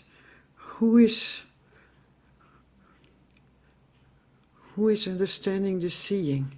If Ajahn says it's just the understanding of seeing, hearing, that's life. Who is understanding the seeing?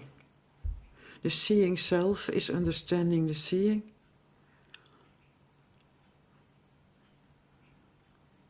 So when understanding arises, it just arises by conditions, not by anyone making it happen, not by anyone who can understand.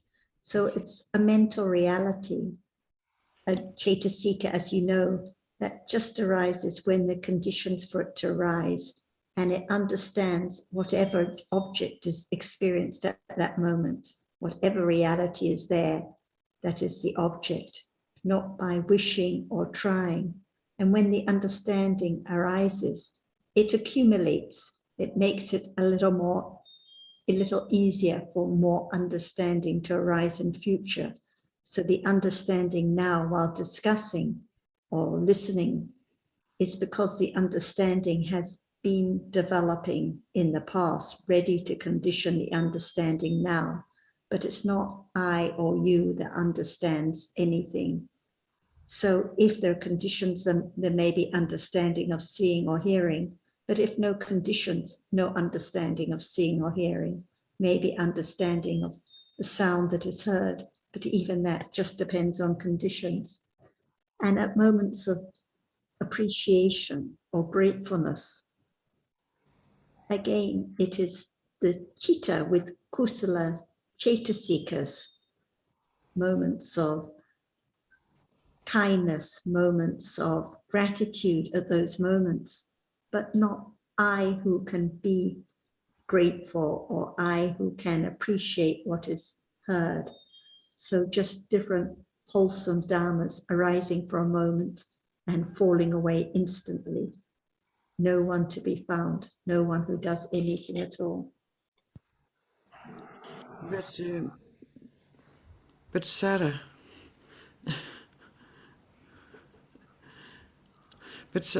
Sarah, we are talking about what the chetas and the cetasikas are doing. Is the talking about, but that understanding, so it's just the chetas are just understanding.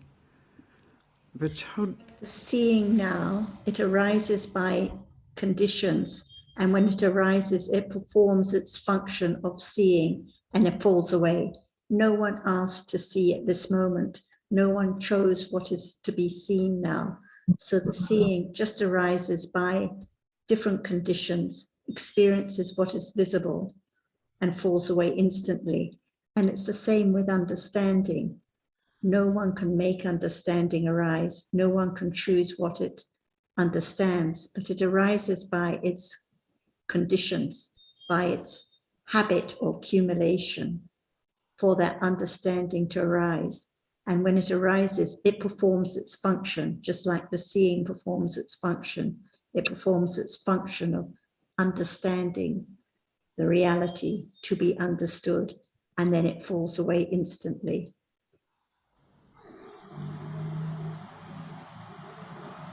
So this is the same for every nama dhamma. Each one, it arises by conditions, experiences the object, performs its function, falls away.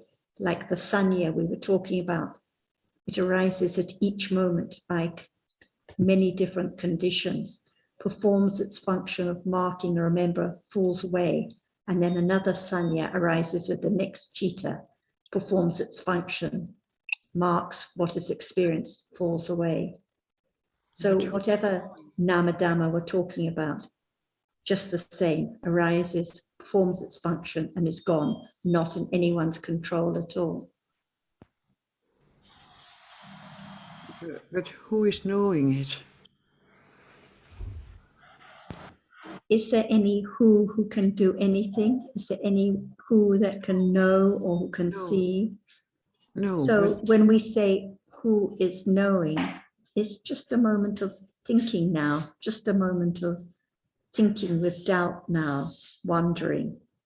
So actually no who to be found. So it's only thinking which arises, performs its function, thinks about the who, and then falls away. But the who is just a figment of the imagination because no who there.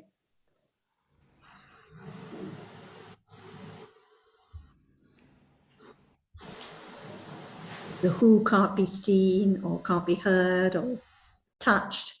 The who can only be thought about. So if there's no thinking about who, no who at all.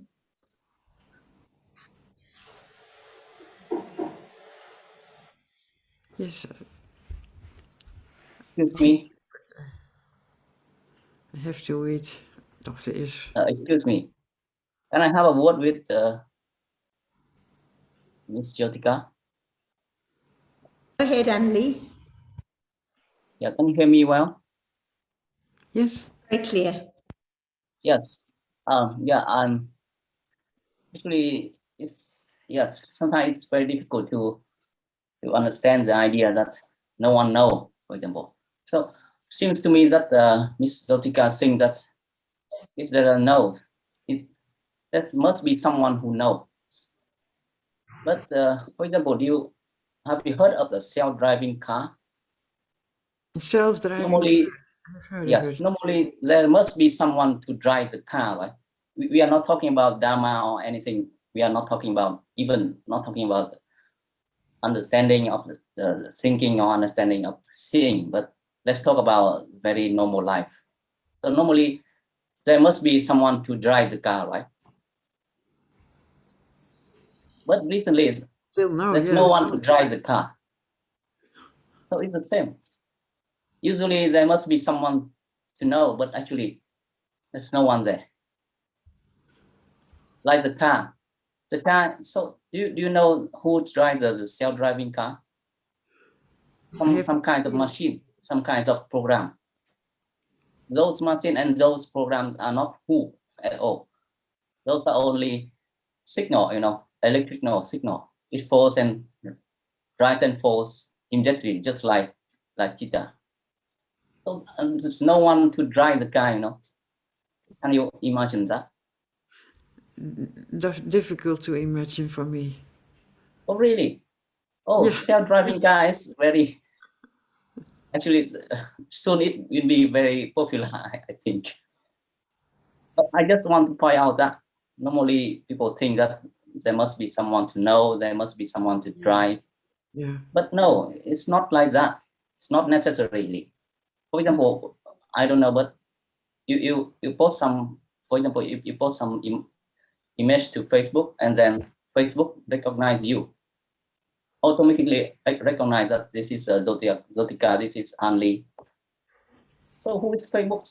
Facebook is nothing. Just no one calls Facebook. Facebook is only kind of program. Program is just like that, as I said, rising and falling of the electrical signal, and that's all. So yes, so it's an example of no one but there's a recognition, no one but there's a driving, no one but there's a cognizant. So conditioning. I just want to. It's conditioning. Yeah. Different dhammas arising by conditions, that's all, and falling away instantly. Yeah. No one to do anything, each one empty of a self, sunyata, fallen away, never to return. But like Ajahn said earlier, we have to hear and consider again and again, because the idea of self is so very deeply rooted and has been accumulated for so long. So it always comes back to this moment, at this moment of seeing. Is there anyone that can see? At the moment of kindness, is there anyone that is kind? And at the moment of understanding, the same, is there anyone that understands? Or is just a reality arising by conditions and falling away instantly? Yeah. Thank you. And it's the thinking that always wants to know. Jyotika, when you ask who is seeing or understanding, just interested why you put it that way. Does it have to be a who? Well, I was thinking about all this. There is a knowledge about it now. We are speaking about it. What is happening in this process from the Sita Chitasikas. But this speaking about it, there is this speaking the whole morning, all the time. There is something between. It is just the process going on, but then it's the seeing of this process. The seeing is seeing it. Who is speaking now? I don't know. It's just...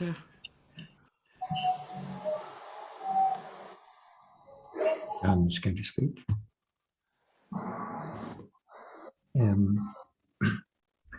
Well, it appears to be a who, doesn't it?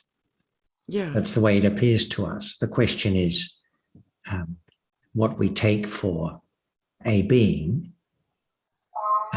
Is there in reality an essence to that being, or is what we take for being nothing more than an assemblage of chittas, jetasikas and rupas, yeah, all of which are momentary and conditioned?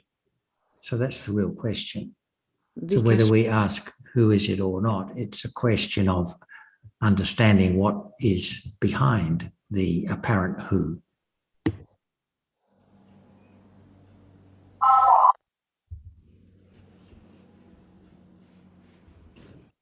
Ajahn, are you trying to does speak? That make it? Is there who?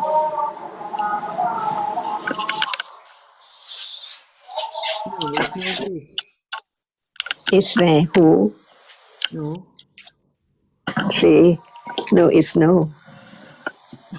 So from now on, Yeah, that's true.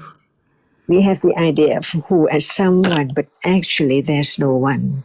Because at moment of seeing, no question about what is seeing and how it arises at all. But as soon as seeing is there, no understanding of the nature which arises, no thought that it has a reason. Just take it for who, and then when there's no thinking about who, it's I, right? Yeah. So who is I, right? Yeah. What we take for who is what we take for I. Yeah.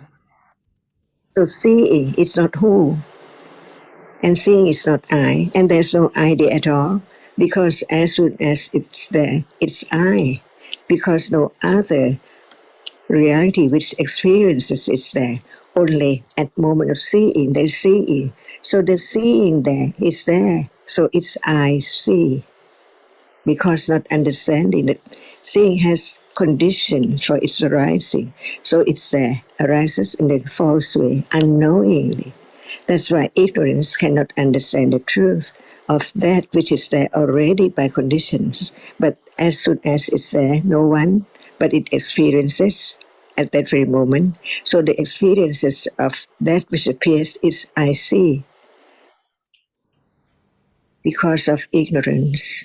But when there is understanding, seeing is conditioned to arise. So can there be anyone make it arise at all? Impossible, as it has conditions for its arising, just to arise, and then after it has arisen, it's gone instantly. So where's who?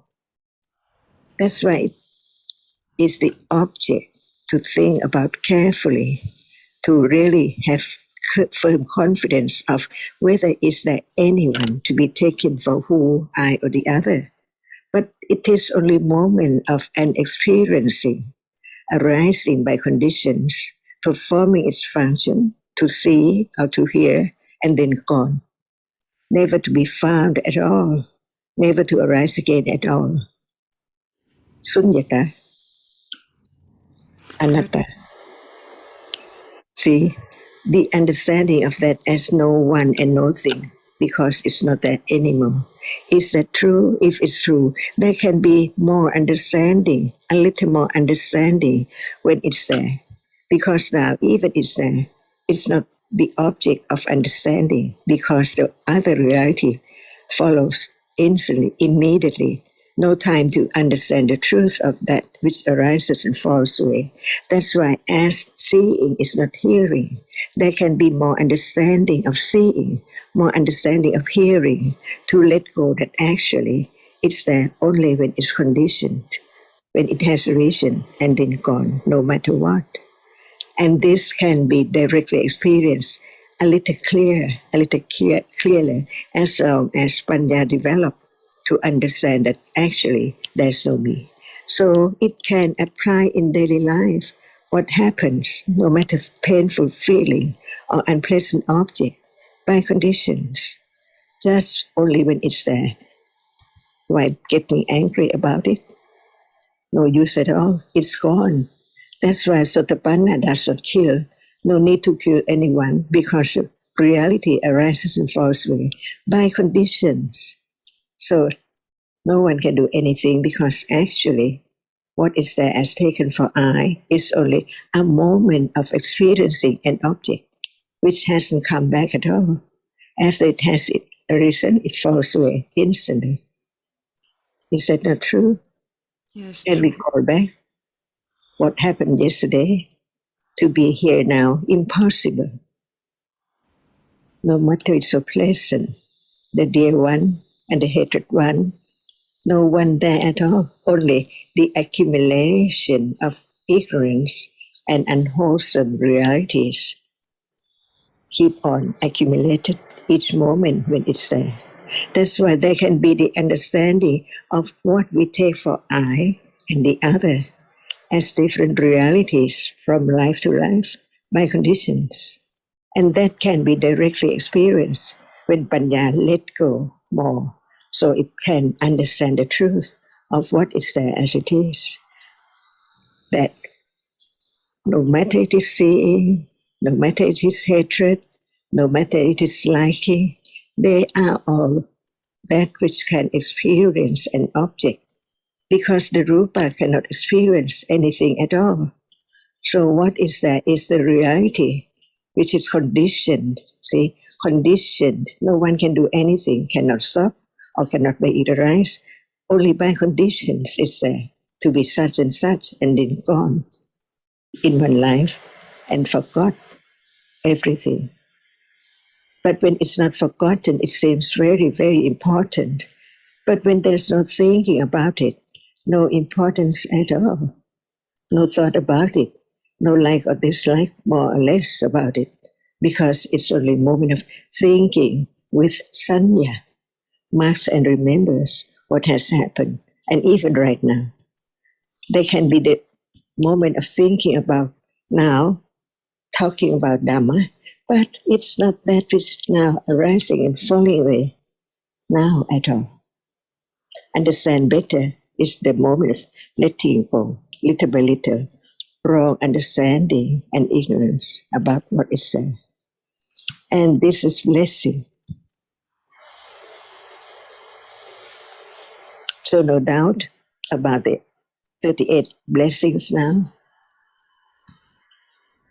Moment of understanding which develops wholesomeness and let go unwholesomeness by no matter what way, little by little. Is that not blessing to have less ignorance, less wholesomeness, more understanding, and more wholesomeness? Nobody can do anything only by conditions, right understanding or ignorance. Make life different. Each moment never be the same. Is this moment letting go a little bit of wrong understanding and attachment to that which is taken for something or someone or I. Yeah. Yes. Yes. All are empty. Not there anymore. And this is the way to understand what is meant by sunyata and anatta. But there's also emptiness. There's also emptiness of I. Emptiness now of I, but also of all doing, because I is doing. So when there's no I, can there be any doing? No. So it follows that also the doing is